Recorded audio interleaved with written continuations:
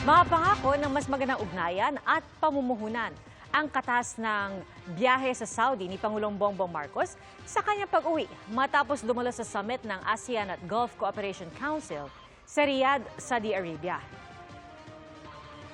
Nagkausap ang Pangulo at Crown Prince ng Kuwait at nagsorry raw ang prinsipe dahil sa mga hindi pagkakaunawaan at sinabing dapat nang alisin ang deployment ban ng mga first-time OFW sa Kuwait at entry ban ng Kuwait sa Pilipinas.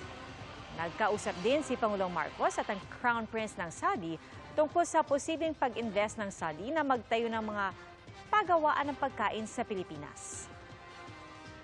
Ang issue naman sa back wages ng mga nasisanteng empleyado sa isang kumpanya sa Saudi Arabia at iba pa, alamin sa pagtutok ni JP Soriano.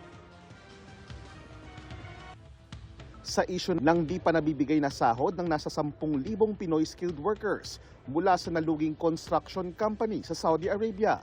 Hindi na idetalye ng Pangulo kung natalakay nila ito ng mga Saudi leader, pero tiniyak ng Pangulo na tuloy pa rin ito.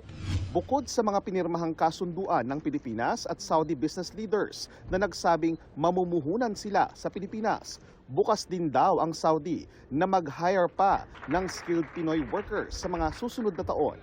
They are very interested not only in, of course, getting increased contractors and laborers and help and professional skilled workers, mga engineer ang mga hinahanap nila. Yun ang mga arkitekto, yun mga hinahanap nila dahil marami talaga silang itatayo. Nagagalak din daw ang Pangulo sa positibong reaksyon at interes ng Saudi at iba pang Gulf countries na mamuhunan sa Maharlika Investment Fund. Gusto talaga nila na magkaroon na tumulong at makilahok dito sa ating investment dahil naman pinaipakita naman natin na magandang investment talaga para sa kanila ito. Kinamusta rin ng Pangulo ang mga Pilipinong nagtatrabaho at naninirahan na sa Riyadh. Para sa GMA Integrated News, JP Soriano, nakatutok 24 oras.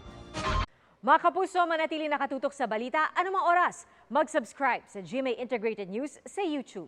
At sa mga kapuso abroad, samahan nyo kami sa GMA Pinoy TV at sa www.gmanews.tv.